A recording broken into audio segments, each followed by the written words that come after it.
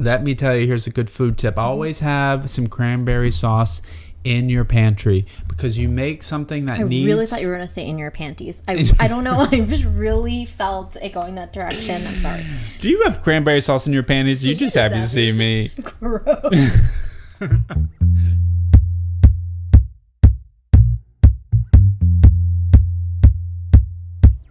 Hey, this is Amrita and Andrew.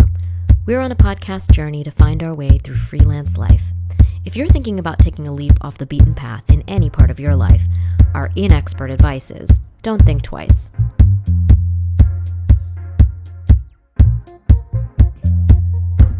Talking so long. It's been a long time since we've been in the saddle. Yeah, we should do a little... Can't even trill my... Oh, Lord. My vocal exercises. Billy bought a bargain buying bully beef and bone. Okay.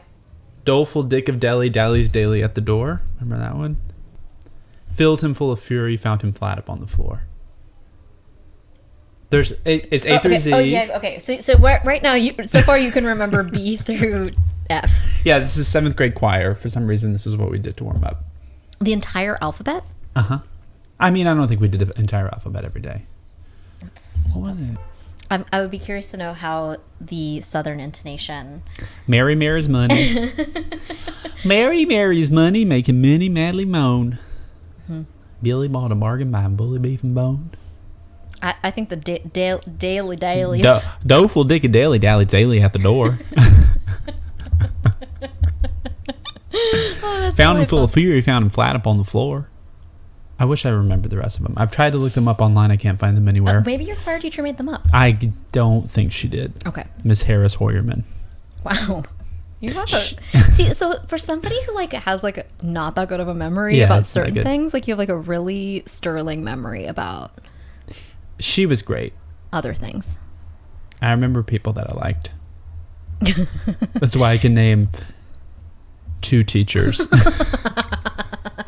This is a really sterling cheese platter, I just want to say. I just feel really good about it because, okay, so one of the, we haven't talked, we haven't talked on the air since quarantine began. Right. But one of the things that And to be clear, we are quarantining together. Yeah. So. We are quarantining. Well, this isn't a Zoom call. So any awkward pause is just as you might have in real life. It's just our awkwardness on display. We're quarantined together. We're quarantine fam, which I'm so grateful for. Me too. Every day, literally, I think that every day. I'm like, thank God. But yeah, we're lucky. We both live alone. Right. I mean, so we've been through the whole range of emotions. This all started with the cheese platter. I was just gonna say that one of the sort of lifestyle things that I think is great is having a happy hour in your own, cocktail hour, not happy hour, cocktail hour in your own. It's always happy hour when you're at home. Drinks are always 2 for 1.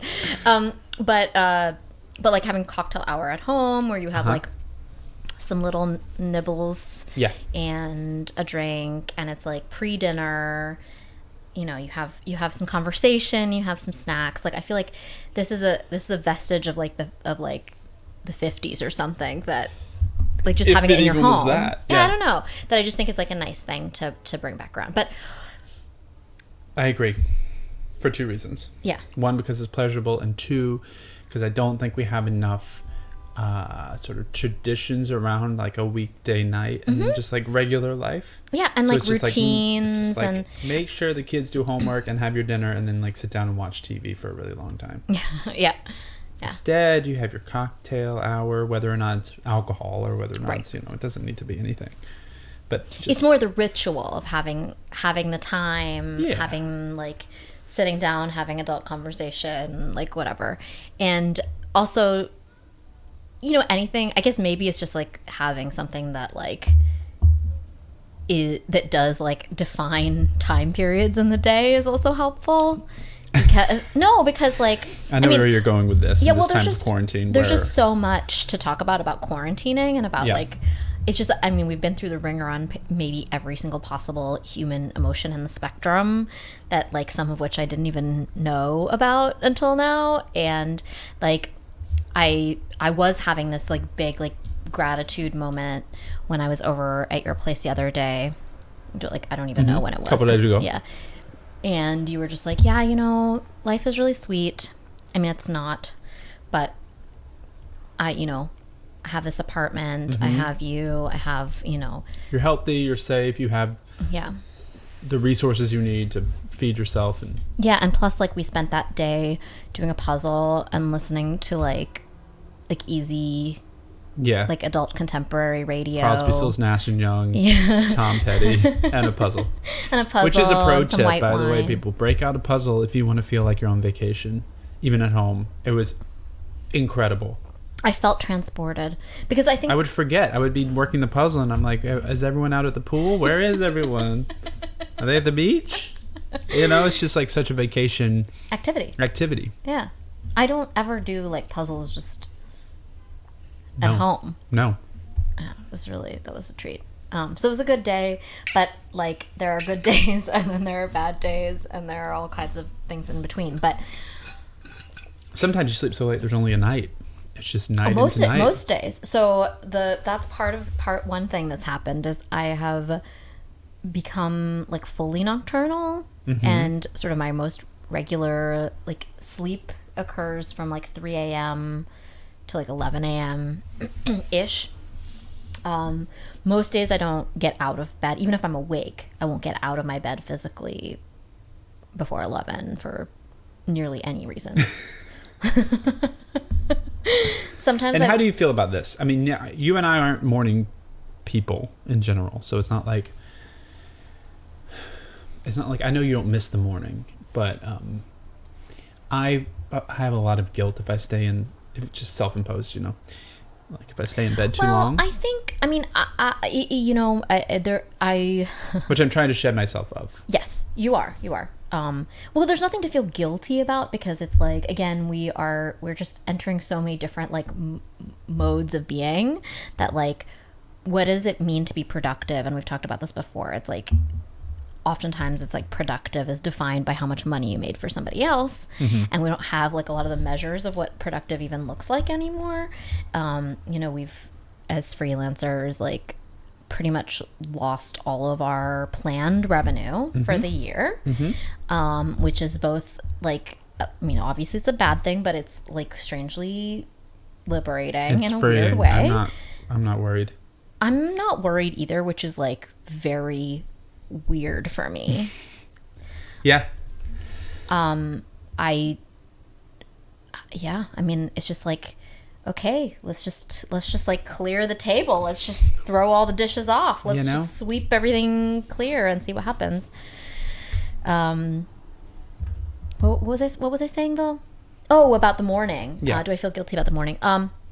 Yeah, I mean, I do feel a little bit guilty about it. Even though there's often nothing to like really get up for. Like legitimately, yeah. Like, I mean, I still am working my day job for just a little bit longer. I'm almost done, which is crazy because, like, I mean, I've said this many times, but it on one hand, it's like, are you crazy? Like, leaving your day job like during a financial crisis / jobs crisis or whatever. But I think for me, there's been this sort of like almost, there needs to be a positive word for nihilism.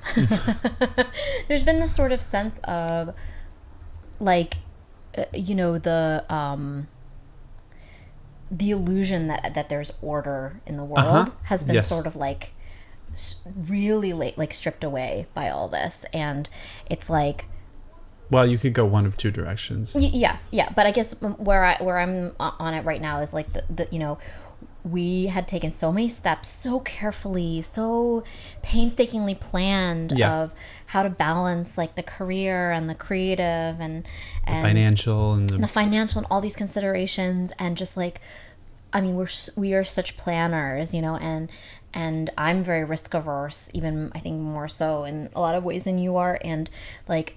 So it's just been this like really this calculus, like I can game the system, and then it's like, oh shit, there is no system. Right. What am I gaming here? I mean, we knew that all along, but even still. No, I know, yeah, but it's become so much clearer even through all this, where it's like, you know, all these carefully laid plans, and, you know, this is going to sound terrible, but it's like, okay, I was so careful. I was so cautious.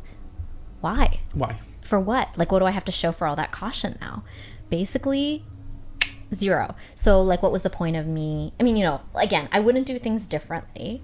Right. That's not what you're saying. But it's sort of this realization that it's like, well, why not? Why not now? Why not just make that leap? And why is now a worse time than on any other to just like be fully devoted on the creative career track and just like really try to make that happen? Because, like, as we've seen, even people who have the most carefully laid out career plans and security plans have gotten completely blown up, and careers have been derailed and reimagined and redefined and blown up, like, by all this. So why wait? What is there to wait for and wait through? Right. So it feels really good. I'm really excited to be sort of 100% unshackled free from everything. Yeah. It feels like really wild. Like, it feels. And that's just right around the corner. Yeah. In a week. In a week. Can you believe it? I can believe it, and I'm excited for you to come over to my side. I'm excited for us. Like, I'm excited for our plans. Just clearing the decks completely, making room and space for whatever happens. Yeah. And which can just be in, like, so many directions, you know, like, our hopes are, of course, that, like, we're going to sell this concept that we've been working on, and we're going to, like, make a pilot, and we're going to go film it. But, like, that's just one among many of the positive tracks that could happen, you know? Like, even, like, there may be even, like, best case scenarios that we can't even conceive of yet. You know, that's hard to stay open to, but it is, it's such a truth. Well, I know. I mean, I'm focused on what I want and what we want. No, I agree, though, that it's like, it's, you know, it's one thing to hope for something. It's another thing to, like, set your expectations somewhere just to be disappointed, or not to maintain. What am I trying to say? Staying open to possibilities that might even be better than we could even imagine. Right. I mean, we were just talking about something related where you asked me when we were doing this jigsaw puzzle, because clearly we were transported to a vacation mode and, like, old person mode, that you asked me something about, like, what do you regret about being in your 20s?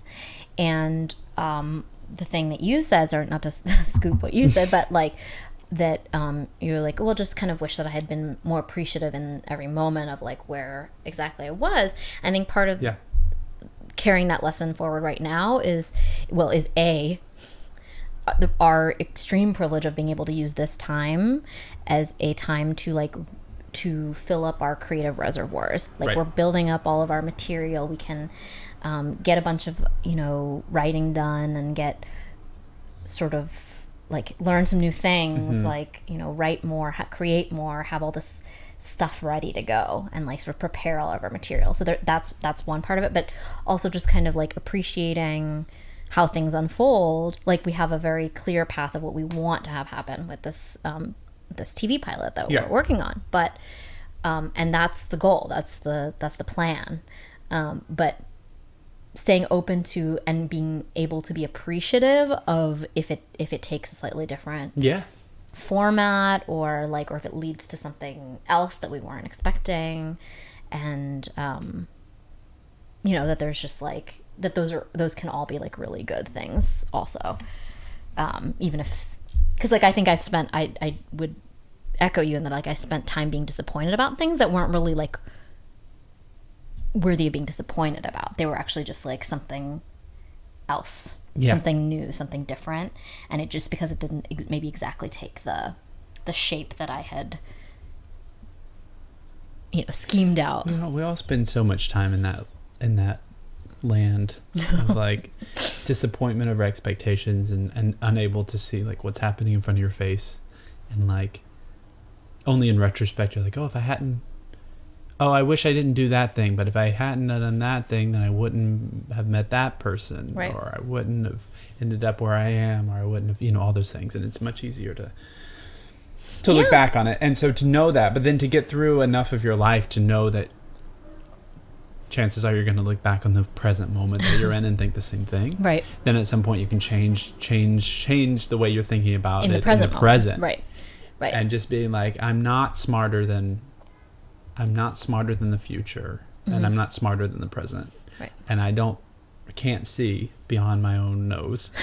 And to know that is really freeing. To know that, I'd be like, I don't, and in quarantine, and to your point, we are very lucky to be in the circumstance that we're in. And I know there's a lot of terrible things happening in the world, although there are always terrible things happening in the world. But there is a terrible thing happening in the world. But I have found a level of real like gratitude, and my days are pretty delightful. And that maybe that sounds so bad in a dark time. No. But I'm just listening.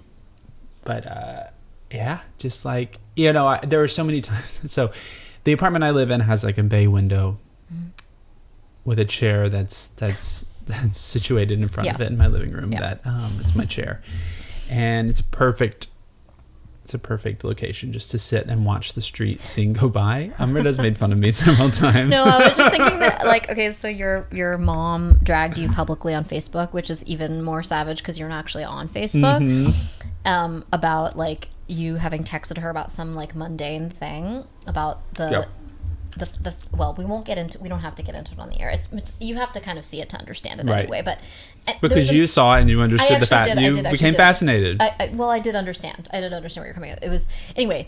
There's a man who has a very haphazard lawn mowing strategy across the street.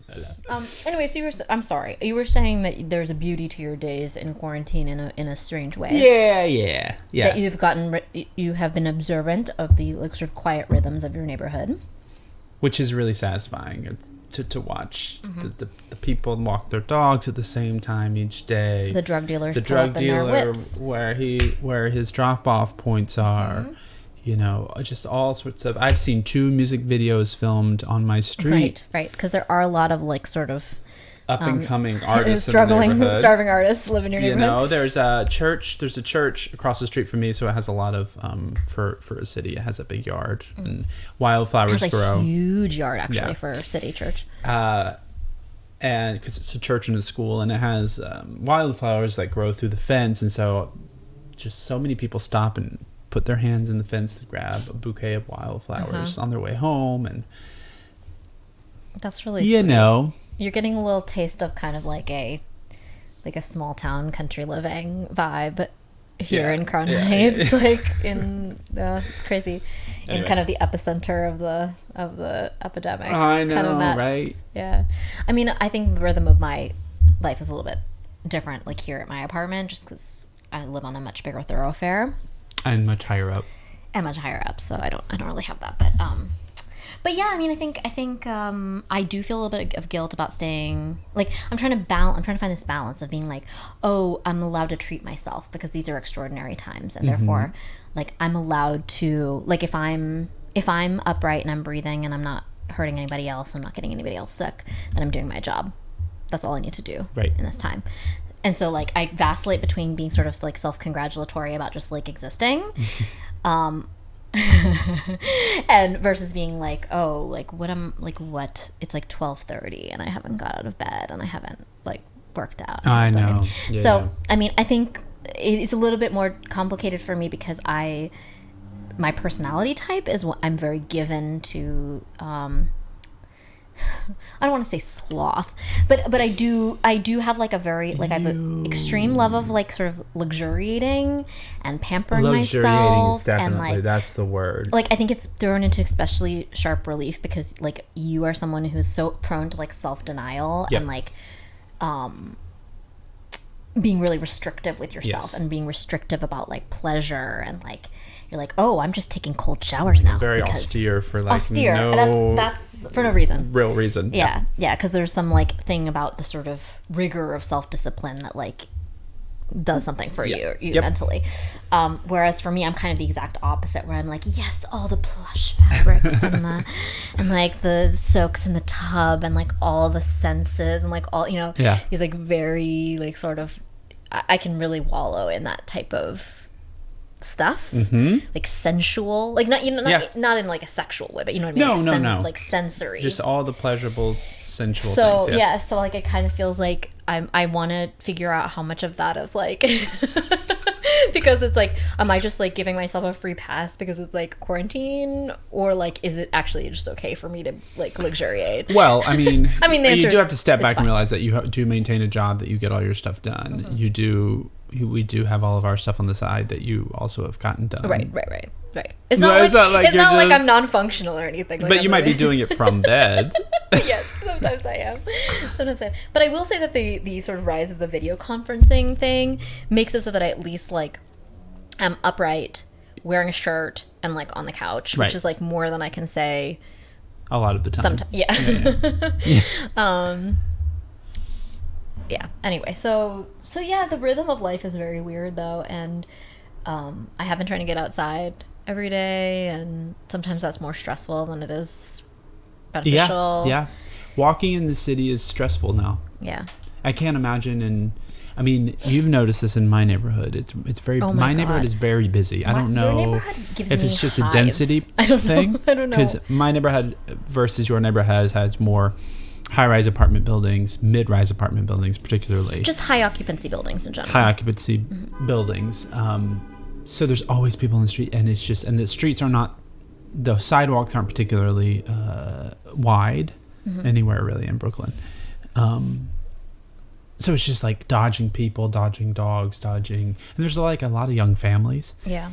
And like it's just like taking up so much space. Like with their double wide strollers. And when I was walking over here, I crossed the street to get away from a mom and her child who has those, those bikes that don't have any pedals. It's just a piece of wood. Yeah, balance bike. I don't know who created those, but. Well, because they use their feet, right? Yeah. It's supposed to, it's like supposed to be for like toddlers who are too small to like, so that they learn. I don't like it. Okay. Fine.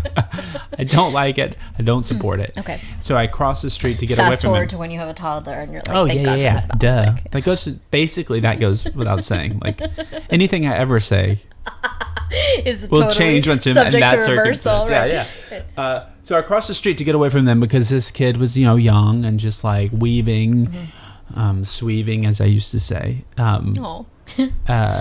And cross the street only to run into another mom and bike situation. Same, like 3-year-old on a bike, the same kind of thing. I was like, this is too much. This is, and everywhere you go, there somebody is. So living in the city is stressful now, going out for a walk. It is, yeah. And of course, like everybody, especially now that the weather's getting nicer, and we've also been under these restrictions for over 2 months, if you can believe it. We crossed that milestone, and people's level of compliance is so variant that like we were talking about this, that we've kind of like abandoned our need to like be in to monitor what other people are doing, because it's like, okay, some people are like, most people, I would say most people in New York are being very respectful, wearing masks, keeping their distance, like being pretty aware, because in general New York City people tend to have better spatial awareness and how much space they're taking up. You just have to. Or if you don't, you'll be told. Yeah, you'll be told. You'll be told you may be physically moved. Yeah. So I think that's to our benefit, in that people are for the most part pretty aware. Not everybody. Some people are like shockingly unaware. But with that said, of course, there are people who are like choosing not to follow restrictions and whatever, and it's like I gave up at a certain point about getting like worked up about it, because it's like, if I'm gonna be worked up about it, then I'm just gonna be fucking stressed out all the time. Everywhere. Like I won't be able to go anywhere. So like now I'm just like, okay, just remember that my purpose is to not get other people sick. Like if I'm doing that, then that's all I can do. And if I get sick, like luckily, like we're in a lower risk demographic. I mean, it would be really, really shitty to get sick, but for me, it's not going to be the end of the world. So all I can do is make sure that I'm not the cause of anybody else's suffering. Yes. And whatever other people are going to do, they're going to do. And I'll just do my best of, So, yeah. Anyway. That's just how it has to be. Otherwise, you're just going to go completely crazy. Yeah.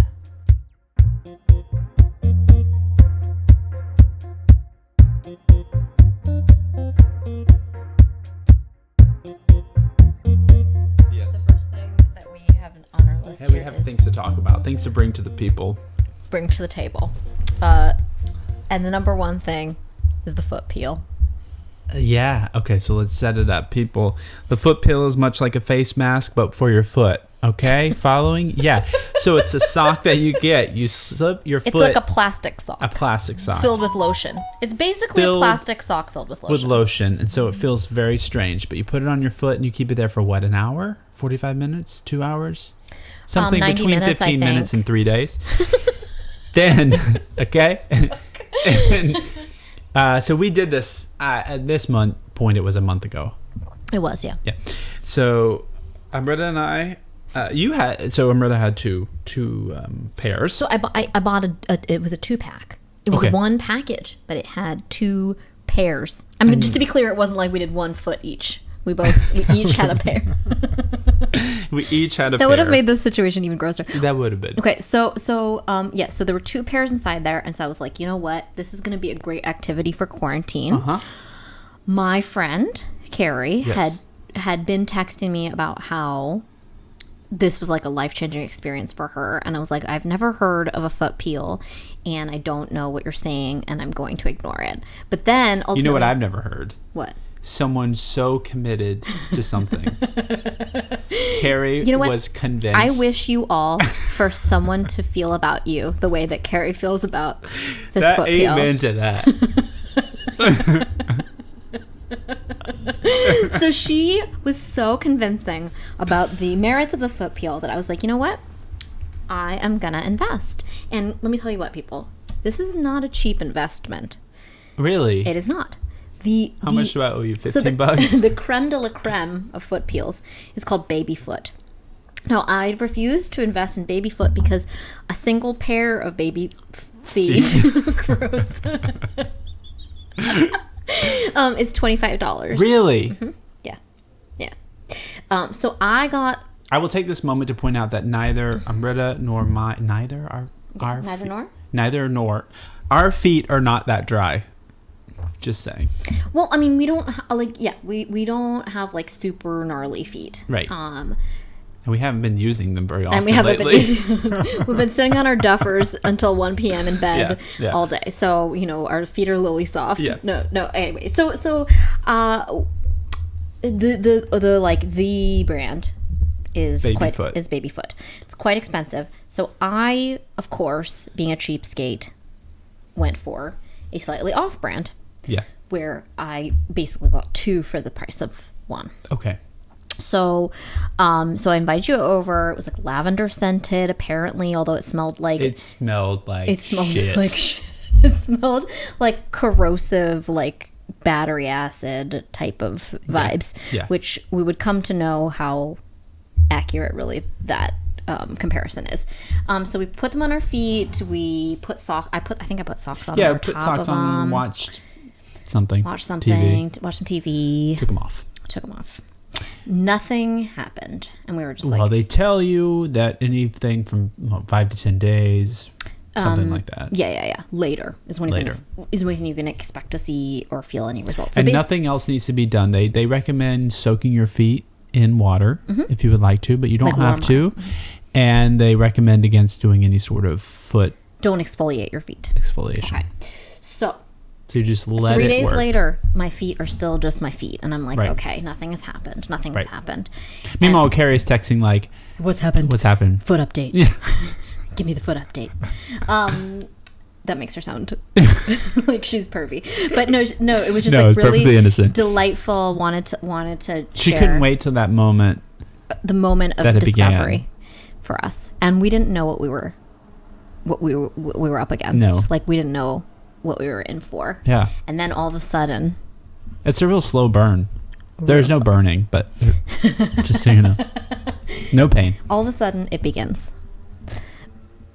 Yours took longer than mine. Yes, it did. Now, when I tell you that you will lose your feet... Your entire foot falls off. Your entire foot will fall off. And inside that is a new foot. And not only will it fall off, it'll fall off in a matter of days, and you will leave remnants of it everywhere. Oh my God. Okay, so I guess I hope we're painting the picture accurately, that this was disgusting.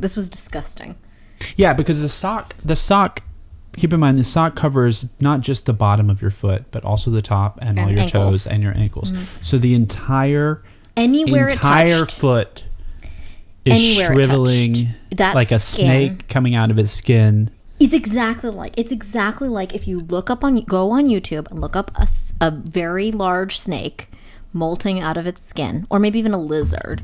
But it doesn't just come off in big sheets, really. Semi-big sheets. It's not like it's like a skin sock that you take off. But I would wear a sock, and I would get home and take the sock off. And it was full of skin. Full of dead skin. No, I just need the people to know that this was very, very disgusting. It was very disgusting. I like at one time you were at my apartment on the couch. Not that I care, but you were like, "Look at this," and you were just like peeling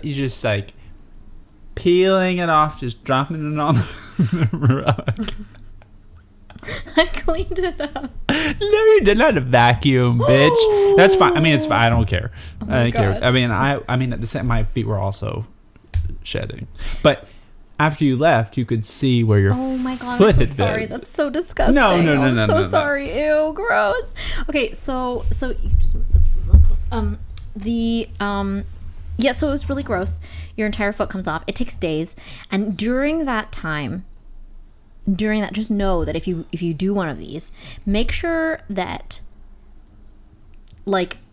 you know that your feet look like they're diseased. But they're not. Up to mine were shedding a week and a half later. Oh yeah, you were a late bloomer. So just know that you shouldn't see somebody that you want to have sex with within that in that window of time. I mean, unless they're... Yeah, I mean, we're heading into sandal season, so right. I would say let's start there. Just factor that in. just forget about the sex thing. No. I mean, sorry, that if you're going to wear sandals around town. I'm not trying to make it about sex here. I'm just saying that your feet look revolting for the period of time until they emerge from the cocoon of their skin, right. Of their own skin, right. But I think ultimately for me, and I think because, you prefaced this nicely by saying that neither of us had super gnarly feet to begin with, that I would say that basically, ultimately, I'm back where I started at this point. It was soft. I will admit that my feet were soft. I mean, after 8 days of just the most revolting feeling of your skin coming off. I mean, again, not painfully, just weird. It's just weird sensation. And then I was like, okay, my feet are soft, but and I'll ask you this question. Do you feel that it was worth it in the end? For me personally. Yes, for you personally. It is not worth it because I have soft feet in general.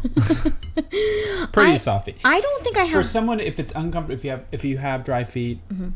and I have been told that it can be uncomfortable to have dry feet. I've never experienced that problem.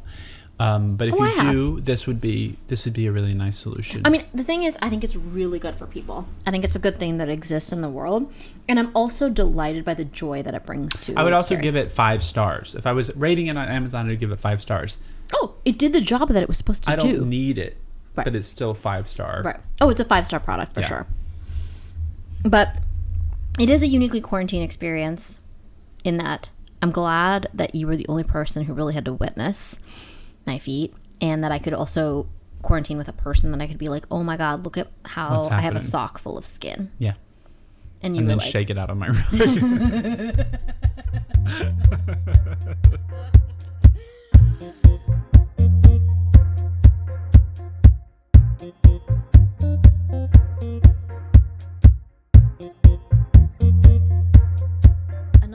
another thing that I definitely want to cover about pandemic times is nature.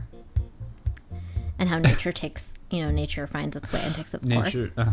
So people all over the world, all over the country, all over the world, have been posting about how these like sort of charming things about how now that all the people are indoors, right, like wildlife is like reclaiming its rightful place. And I mean, even friends like and acquaintances of ours who are like in New Jersey, it's like, oh, like there's like foxes and like whatever, deer, whatever. It's like, oh, it's so like bucolic and charming. Now in New York City this takes a very different shape. So I was walking to come over to your place, and I was on this avenue that's normally kind of it would normally be a thoroughfare for lots of foot traffic. Yeah. It's a commercial avenue. A commercial avenue, lots of storefronts and things like this. So I am walking down the street, and we have lived in New York. This is our 13th year living in New York. 12 and a half years we've been here. So when I tell you I saw a rat like I have never seen before in my life, I hope you understand how significant. We're talking about size? In every possible way. He had a top hat. This was a rat unlike any rat. You make him seem very debonair. He was like a flesh-eating zombie. I mean, this rat was of a size that is like indescribable. I mean, and you and I have seen some things in the city. We've seen some things. We've seen in some my shit. Apartment. There was a rat in your house. I mean, we've seen some shit. I have never seen anything like this rat. Now, have you seen The Princess Bride? Yes. Okay, so you know that part where they're like going through the forest, and then he goes, rodents of unusual size? Frankly, I don't think they exist. And then like a giant rodent, giant rodent leaps out at him. It was that. I mean, it was huge. It was just on the sidewalk. It was like sort of not piebald, mangy. Like you could see its pink skin on its legs in some parts. Oh. And it was just walking down the sidewalk. Like it was a fucking Paris runway. Walking down the middle of the fucking sidewalk. That is what's most... I mean, the whole thing is terrible. I mean, like a rat of a certain size is like terrible. But when they act in a way that isn't normal, just like a rabid animal anywhere. So I was walking similarly back home from your place, because thankfully we live a half-hour walk from each other, and not a rat but a mouse was just came out into the sidewalk. Average size mouse, but an average size mouse is nothing like a rat. Right. So I wasn't like scared, startled, or anything. This mouse just came out. We walked together 3 blocks. Okay. On a sidewalk. Oh, I like that you said together. The mouse, I shit you not, stopped at the crosswalks and then kept walking. What? 3 blocks. What? And then I was going straight, and then the mouse turned on the sidewalk. Just like it was going to like another mouse's house. Okay, I'm going to say something crazy. It was cute? No, I don't think it was a mouse. I think it was a person who had been witchcraft, like a witch cast a spell Honey, I on Shrunk them, the Kids sort of and situation. was turned into a mouse, and they were just trying to go. Because I stopped. That's not in natural. Such confusion because it stayed in the middle of the sidewalk, and it didn't dart out into the street at any point. It only crossed the street when the sidewalk ended. It was very confusing. Yeah. It was very civilized, I should say. Well, I like that it like wanted your company. Yeah, we just walked. And a woman was walking your dog, and she like pointed at us because it was funny. Like, her dog started chasing the mouse. Yeah. Which didn't, But anyway, that poor person who got chased by the dog, like while they're in mouse form. I hope that they find like a benevolent witch that helps turn them back. Yeah. So I So anyway, nature does take its way. Is taking over here in New York in a New York kind of way.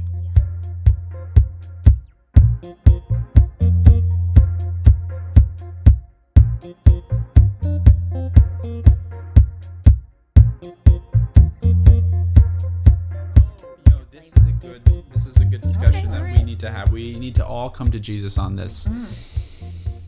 We need to have. It is time for a national conversation.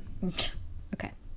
So whenever you go to the dentist, the orthodontist, more seriously when you go to the doctor and you have to be put under full anesthesia, particularly if you're a child or an adolescent, they try to make the experience better by offering you different flavors of... You might not even know this, actually, if you're an adult who's gone under full anesthesia, but I did a lot of surgeries as a kid. Right. And for pediatric anesthesiology, at least back in the, late 80s, early 90s, they would offer you a full complement of flavors for your general anesthesia. Now, you have to abandon the idea that these flavors have any correlation to their real-life counterpart. Right. But with that said... You drag me constantly about my flavor choices about like seltzers and things like that. Yeah. I love you, but you have trash taste. Yeah, you were really showing your trash roots by things that you go into a bodega and you buy the... I just don't think there's anything wrong with black cherry seltzer or pomegranate. The pomegranate. What's the one? What's that one? It's like pomegranate it's something. If it's like combinations of those things. Yeah. It'd be like black cherry pomegranate. Yeah, right. What do you mean? You think that's weird? Yeah. I just don't... In what world does a black cherry grow close to a pomegranate? Yeah, but that's the beauty of being a human, is that you can combine things that wouldn't happen. I just feel it's very irresponsible. In order to like do that, like the carbon footprint you would have to leave. You have to think about these things. Baby. Oh so the eye roll I just got for that was epic. So I think, it's the amount of options you have when you're choosing. Like also similarly when you get orthodontics and they have to take casts of your teeth. Oh, I've never done. They will, they'll give you like 100 flavors, 50 flavors, whatever the flavors are. Jesus. Bubble gum. Okay, that's disgusting. Okay, this is a woman who... Teeth cleaning. They gave me one time as a kid bubblegum flavored, and I threw up on the dental hygienist. I think it's vile. I had eaten a peanut butter and jelly sandwich, and I threw it up all over her. Like a bubblegum toothpaste. Yeah, when they do that thing where polishing your teeth. Yeah. I mean, just give me mint. Like, what were you thinking? Anyway. Give me mint or give me death. Yeah, right. So when I went under general anesthesia as a child, I chose cherry. It was the wrong choice. It was vile. Cherry is always the wrong choice. It was wrong. But what you shocked me by saying was, I was like, well, one of the options was root beer, and I remember thinking that was the most disgusting thing ever. And you're like, no, you should have chosen root beer. So now I'm like thinking back on my whole life, like dating all the way back from when I was 4 years old. Don't second guess yourself. And I was like, oh my god, I should have chosen root beer. I feel like root beer makes a lot of sense to me as an anesthetic. Flavor. Because it has kind of like an herbal quality to it. Yeah, exactly. But meanwhile, you're the ginger ale would be a good one. That you chose grape. Okay, I didn't say that I had any taste either. Oh, you're so cute and sheepish right now. I made mistakes too. We've all made mistakes. We all made mistakes. Let me tell you, grape is not a good choice. So what's the good choice? What's the choice? So obviously we can all stay in the spearmint, mint, peppermint family if you want to. If you want to be really boring and square. Okay. This is like, come on, man. Like, what about like, should they make cocktail flavored ones like pina colada? Like, I would get on. I feel like they do have pina colada. I would totally get down on a pina colada. I feel like a ginger ale is a good option. I feel like ginger is good because it's sharp, it's pungent. It settles your stomach like real ginger does. So, maybe kind of akin to the Garcia effect, which is a psychological I'm theory. With the Garcia effect. Well, someone didn't take psychology 101 in college, I see. I did not. Garcia effect is essentially when you eat something that turns your stomach.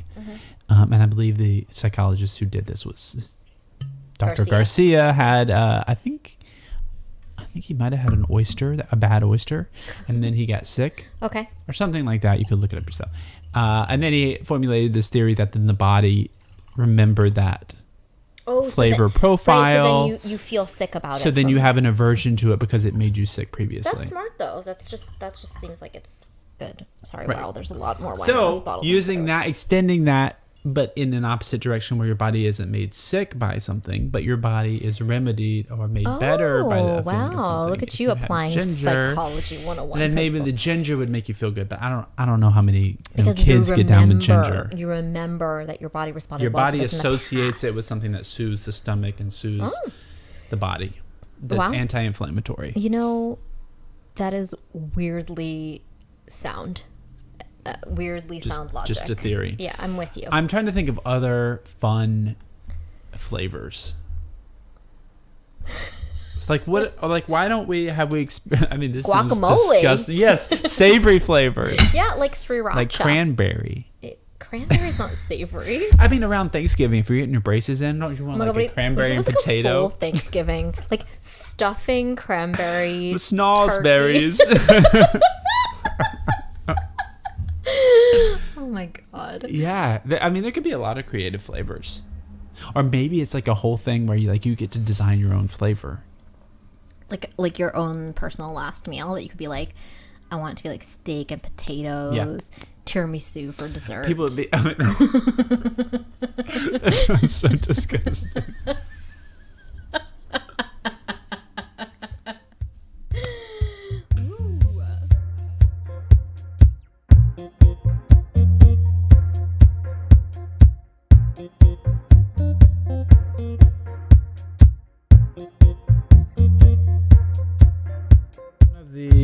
Pleasures that I've been enjoying essentially every day during the quarantine is the radio, just the good old-fashioned radio. And when I say good old-fashioned radio, of course I do mean internet radio because I don't have a good old-fashioned radio, but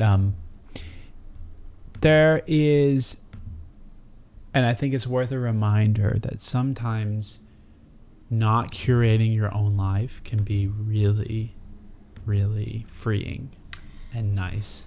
Yes. I couldn't agree more. I think that you and I both have like a really particular relationship to music, obviously. Maybe not obviously, but it is like important to me to almost always, like, I'm deliberate about when I have music playing, but I more often than not have music playing. Right. Like, and we both, as mentioned earlier, are a little bit of control freaks about our lives, about a lot of things. And I think, and I mentioned this when you brought this up the other day, that I think a big interesting thing about quarantine and all these restrictions that are imposed on us is about like control and order, and like where can we impose control, where is it empowering to have control, and where is it empowering to actually relinquish control over something. I know this sounds like a really like maybe like overthinking about something really minor, but for me the radio is like something that is a huge relief for me to relinquish control over. Well, it's just not minor in our lives because it takes, and I'm sure plenty of people like being at home all day. Right. But even in our regular life before quarantine, music is always on. Music is always on, and there's something about, and there's a lot more time at home. And it's like, when it's like my own list, I'm like kind of evaluating as I'm listening to it in a weird way. Where I'm like, oh, maybe this doesn't actually really fit with this playlist or something, or like I'll want to skip it because I know that there's something else in the queue, and I can, and on Spotify you can look, even if you have it on shuffle, you can see what the queue, go to the queue and see what everything that's going to come up in the shuffle, and then you can be like, well, am I going to want to hear this particular Paul Simon song in 15 minutes? Like, that level of curation is like something that I actually don't want. Right. And I don't need. And I would say there's like so there's the radio, first of all, curating the music for you, which if you're listening to, and we're in such a nice time the internet age, where you can tune into live radio that's being broadcast on the other side of the country, other side of the world, really, for that matter. So someone's curating the although music fewer of them, like RAP Radio Free Berlin. Yeah, that was a good one too, especially since there were 6 hours. Anyway, 6 hours ahead, so they were already in party like the time. middle of the night, and like 3 in the morning while you're at 6 p.m. or whatever. Their 3 in the morning stuff was so fucking good. But so you can tune in anywhere. Someone else is curating the music. If you're oftentimes they're like throwing in new stuff that you've never heard, and then throwing stuff that you've like, which is unfortunately a thing that you can't do. Playlist. You can't do on Spotify that easily. The algorithms are just so imperfect that, well, it caters to things that it thinks that you're going to want to hear. Right. And what I actually want to hear is the thing that I don't know that I want to hear. Yeah. And then on top of all of that, at regular intervals, you'll have like a real human come on and just say something. You know, and in a real radio station, they're taking a few minutes to say, you know, who they are, where they're broadcasting from. You know, and it's really fun if you're listening to a radio station in another part of the country. You know, if you're listening to KXP in Seattle and they're like, oh, it's a rainy day here. I hope you guys are staying dry. You know, it'll be like really sunny in New York. And there's something about that to me. It's just like, oh, there's right now in another part of the world, like it's just like a minor thing is happening. Check. Yeah. And this person is like, you know, it's the same effect of being in the city, like that I really value, of like remembering that that while I'm the center of my own universe, and that's how I like it, that everyone is the center of their own. You know, you go out in the street and there's like thousands of people that you see, and like they're all going through their microcosm of suffering and joy and like whatever, and like that's like, I think if I lived in a super small town, like that, the absence of that would be, for me personally, just I wouldn't be able to cope with that. And so like it's like that sort of factor on the radio of being like, oh, there's like a different place. And they'll say like, oh, we have a few requests for some things. We're going to play those in the next half hour. And, you know, top 40 radio is one thing. I think that's a different beast. You know, there are a waning number of real independent radio stations. And like, I mean, my favorite personally, like I listen to a lot of KXP and I really like it because of the time difference too. They're 3 hours behind. So when I'm, you know, if it's like 9 or 10 in the morning and it's like 6 in the morning there, they're playing some like ambient shit. Yeah. And that's where I am. Like I basically live on West Coast time, except I'm on the East Coast. Cheers to that. So like, it's not that we're not morning people. We're just morning people for a different time zone. I know why. So true, but so like they're really at my tempo usually, KXP, and so the thing that I don't like is, of course, you know, I don't like NPR news. So Amrita, I don't like talk radio. I mean, I know. It's my great. We've probably talked about this already. NPR. Yeah, give it to me. Is totally soporific. It's like, it's just the people with like the most boring voices. I can read Listen, I hear you. I will say that you're a very bright person. Okay? Who reads at a rapid speed, who computes and comprehends at a rapid speed. You know, retains at a rapid speed, not so sure. I retain only in the sense that you'll read a book and then like turn around immediately and be like, what's this book about? Immediately like, I don't know. Yeah. But I do the same thing. I have incredibly poor retention. I can read at lightning speed. So I'm just joking with you. No. You're very bright. So I understand. No.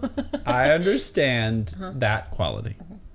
So continue. So I take that point that it is slow and deliberate. Some might say, you know, I think NPR does appeal to my personality type. It's sort of like austere and clean. Yeah. You know, and like. Yeah, I don't like that. I don't know. I just. Even for your news? No. So, okay. I want to be able to speed read through the parts of the news that make me uncomfortable. That make you react? Mm-hmm. Yeah, no, okay. You know what? I feel like I'm being headstrong right now, and I don't appreciate it. So I feel like you're wanting something to make you a news item to feel. Yeah. Instead of just to know. And oh my god, you're like looking into my soul right now, and I really don't appreciate it. By the way, I'm not saying that NPR doesn't have its own bent, which it surely does. I don't know. I don't know the answer to your question about why I like a podcast, even sometimes super long form. Yeah, you have a lot of patience for. So it's surprising. This is why I'm asking the because question. like Cocaine and Rhinestones is like a podcast where this man will talk in the slowest and most deliberate way possible tone. I mean, he has written everything out, and he's reading from a script. For like 2 hours. Yeah. About Wynonna Judd. Yeah. Which, I mean, we should all. To be fair. But yes, I will go all the way on that. Or season-long arc that's just about like pyramid schemes, right? Or and crime. You will listen to it intently, and you will take it in, and you will process it, and I will think about it, and I'll have opinions about it, whatever. But I don't know. I don't know why. But I don't. Well, okay. So again, I sort of return to this point that you're a very smart person. Well, I think this is an extremely generous reading, by the way, but thank you. And the only reason well, wait until I finish.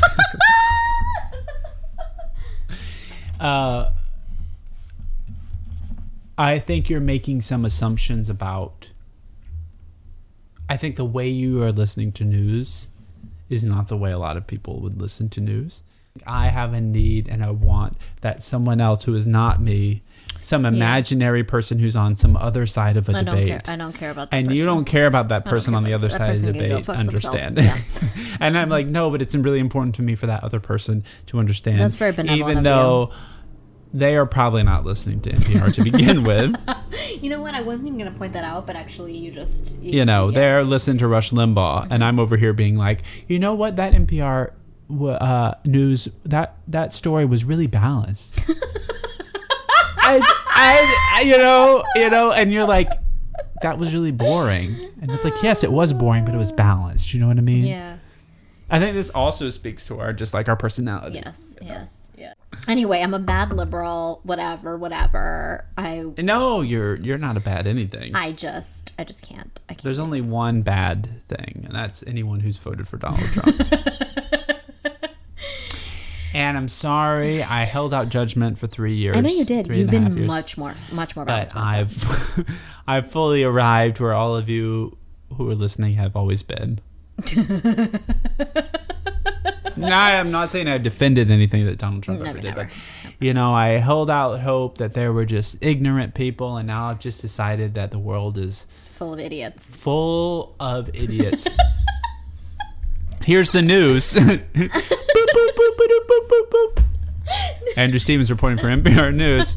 The latest from Washington. Everyone's a fucking idiot. Back to you, Lakshmi. I can find no better place to wrap up than right there. Okay. Let's go eat dinner.